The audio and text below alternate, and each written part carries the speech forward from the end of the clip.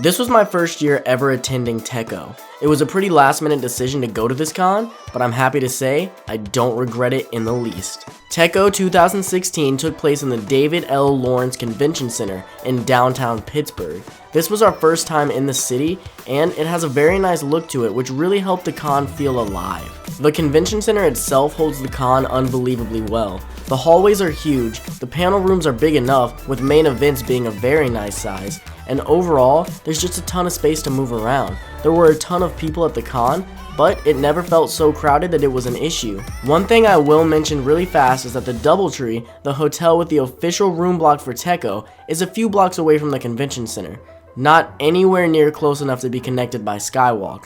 Now, there isn't any con actually happening in the hotel, but just know that if you plan to stay there, you will have to walk through the city back and forth, or take the bus that Tekko provides, which is actually just a school bus. Though honestly, doing this was pretty fun and nostalgic for all of us. Pre-reg lines moved very fast at Tekko, and I'm happy to say, even though it was a bit slower, at-con registration also moved at a very nice pace. I really doubt anyone wasted too much of their precious con time waiting to get their badge. Tekko seemed to have staff running around all over the place. If I ever needed help finding something, I was never worried about having to track someone down. They also all came off as being very nice and helpful. A bad con staff can destroy a con. Luckily, Tekko didn't seem to have this problem. We also really liked their guidebooks. They were set up in a very nice way and had a nice list of panels with times and locations that was very easy to understand. Though I really don't think Tekko's guest lineup will blow anyone away, it wasn't bad. From a few big name voice actors to some industry guests and even the J-Rock band Back On, it really wasn't that bad of a lineup. Speaking of Back On, their concert was by far one of the highlights of this con for me. A lot of cons will bring smaller bands who are fun, but nothing like this. They pulled a really big J-Rock band who are behind the openings to many popular shows. On top of all of that, they put on a phenomenal performance. Unfortunately, we weren't allowed to record during their concert, so I can't actually show you how good it was, but hopefully Tekko will bring them back in the future, and if they do, I highly recommend you check them out. But it doesn't stop there. The rest of the panels seem to really be on point. I can't speak for every single panel, but all of the ones we attended were put together very well. I thought their event lineup was good, and good enough to keep most people busy. Tekko also brought in Sleeping Samurai, a group that sets up on the con floor and allows people to battle their friends with foam weapons in either one-on-one or even huge group battles. Just another thing Tekko has going on to keep you from getting bored. Having a room that just plays AMVs the whole weekend is one of my favorite things a con can do, and Tekko also had this. Anytime we wanted to sit down and take a break, we would head straight to the AMV room. If you didn't know about it, you should really find it next year. Great way to kill time. The dealer's room at Tekko really surprised me. For the size of this convention, it has a pretty nice dealer's room. As someone who goes to way more cons than the everyday person, it's become hard for me to find new and interesting things in dealer's rooms, but I found quite a few things I had never seen before and wanted to buy in Tekko's dealer's room. I also just like how it was all set up, with nice big spaces making it never feel too crowded, and also showing that there is still room to grow if Tekko wished to expand it. The same can be said for their game room. When you first walk in, it looks pretty empty, but that's just because they have such a big room for it.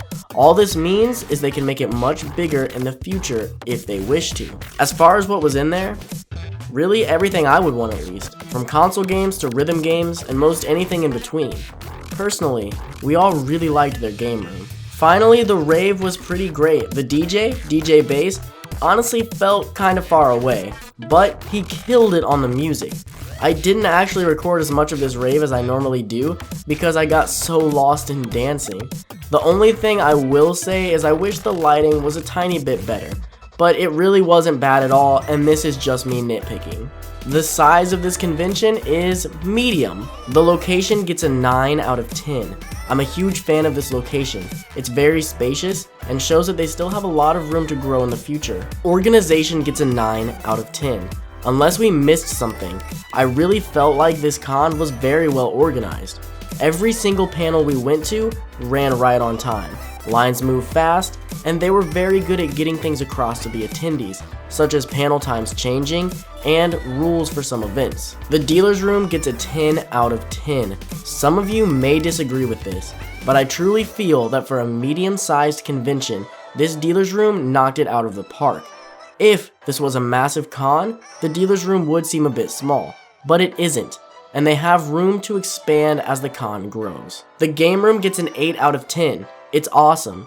I will admit, they could bring some more things in there and really try to fill this room up a bit. But the things that were there were a lot of fun, and I could see losing a lot of hours just to the game room. Guests get a 7 out of 10. The guests they had were great, but it would be nice to see them pull in a few more big voice actors and industry guests. They managed to get a huge J-Rock band, so I hope they can get a few more voice actors, YouTubers, and others like this to just round it all out. Panels get a 9 out of 10.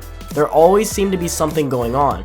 The last few cons I'd been to were not great on their panel lineup, making us get very bored and really have to hunt for something to do. We never had this problem at Tekko. On top of that, everything we did go to was on point and ended up being a great time. Staff gets a 10 out of 10. There's nothing bad I can say about the staff. There's always a chance that there were some bad apples in there that we just didn't run into. But as far as everything we experienced, the staff did an incredible job. So good job, guys. The rave gets an 8 out of 10. This rave was awesome. Not the best con rave I've ever been to, but I will say it was up there. It was a fantastic cherry on top of everything else that was going on at this con. Tekko is a medium-sized con that I feel doesn't get all the hype it deserves. I heard a few people talking bad about Tekko, but I really can't think of much that they did wrong. Sure, it isn't a massive, mind-melting, why are there so many people here type of con, but it doesn't need to be. Tekko works extremely well at the size that it is. This year without a doubt sold me on this con, and I have every intention to return. At the end of the day, I give Tekko 2016 a 9 out of 10. I went back and forth on this for a while, but I have decided to also give it the Convention Review seal of approval, showing that I truly recommend this convention as one to check out at least once if you get a chance to. I would love to watch it grow, as I feel this is still only the beginning for what Tekko may become. Hey guys, thanks for watching this video. I put some annotations to other videos I think you might like, as well as one to my online merch store where you can buy all kinds of Convention Reviews merch. Don't forget to like, comment, and subscribe. See you in the next video.